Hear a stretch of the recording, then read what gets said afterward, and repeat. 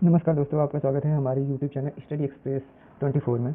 RRB के द्वारा यहाँ पर एक थे हमारा वैकेंसी आने वाली है जिसका शॉर्ट नोटिफिकेशन दिया गया है। ठीक है, तो हम यहाँ पर उसका देख लेते हैं। तो यहाँ पे ये हमारा जो वैकेंसी रहेगी 2026 की, तो ये हमारे वैकेंसी संख्या 3 रहेगा। इसमें बताया गया है कि नीचे दिए गए तालिका में दिए गए सेक्शन कंट्रोलर पद के लिए पात्र उम्मीदवारों को आवेदन आमंत्रित किए जाते हैं। आवेदन जमा करने की अंतिम तिथि 14/8/2026 अर्थात 14 अगस्त 2026 तक आवेदन आप कर सकते हैं। सभी प्रकार के पूर्ण आवेदन केवल ऑनलाइन माध्यम से ही किए जाएंगे। ये हमारा जो वैकेंसी आ रही है, यानी उस वैकेंसी का डेट आगे बताया जाएगा कब से ये वैकेंसी आपको ऑनलाइन अप्लाई करना शुरू कर दिया जाएगा। तो ये सेक्शन कंट्रोलर का पद है। ठीक है, सेक्शन कंट्रोलर का पद है जिसमें कुल पदों की संख्या 119 बताई गई है। अभी तक इसमें फिर बदली हो सकता है, घटिया बढ़ सकता है, आपको ये ऑलरेडी चीज़ें जानकारी होगी।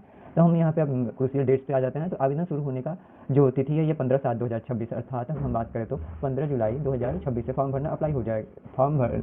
अप्लाई करना स्टार्ट हो जाएगा। आवेदन जमा करने की अंतिम तिथि, तो आवेदन जमा करने की अंतिम तिथि हमारी यहाँ पे 14/8 बताई गई है। 14/8 अर्थात 14 अगस्त 2026 तक आप फॉर्म अप्लाई कर पाएंगे। अगर बात किया जाएगा तो पद का क्या नाम है, पद का नाम है यहाँ पे सेक्शन कंट्रोलर का है। ठीक है, सेक्शन कंट्रोलर आपको ये भी याद रखना है कि जो हमारा आरआरबी सीईएन था, हमको सीईएन लिखा जाता है ना, सीईएन लिख दिया जाता है। तो सीईएन का मतलब होता है सेंट्रल एम्प्लॉयमेंट नंबर। ठीक है, केंद्रीय रोजगार सूचना।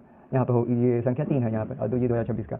ये जो सीपीसी रहेगा, लेवल बात करें तो लेवल 6 की जॉब है। और प्रारंभिक जो सैलरी रहेगी 35,400 रहेगी। चिकित्सा मानक E2 मांगा गया है। और शैक्षणिक योग्यता की बात की जाए तो यह विस्तृत आपको जो नोटिफिकेशन आएगा उसमें आपको ये दिया रहेगा कि आपको क्वालिफिकेशन क्या होनी चाहिए, न्यूनतम आपकी शैक्षणिक योग्यता क्या होनी चाहिए, एलिजिबिलिटी क्या होगी। तो एक बताया गया कि 1/7/2026 को आयु आपका 20 से 33 वर्ष के बीच होना चाहिए। यानी आपका 1/7/2026 को, यानी 1 जुलाई 2026 को आपकी एज 20 साल से लेकर 33 साल तक हो सकता है।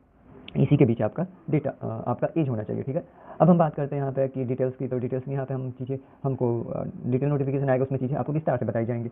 वहाँ पे आपको ये चीज़ें मिल जाएगी। ओबीसी के लिए कुछ टाइम 3 साल नॉर्मली, और SC/ST के लिए 5 साल के एज रिलैक्सेशन मिलता है, छूट मिल जाता है। अब यहाँ पे हम बात करें तो यहाँ पे हमको जो नोटिफिकेशन डिटेल नोटिफिकेशन आएगा तो उसमें हमको सब कुछ चीज़ें यहाँ पे दी रहेंगी। तो आप अपडेट के लिए हमारे चैनल के साथ बने रहिए। धन्यवाद, आपका दिन शुभ हो।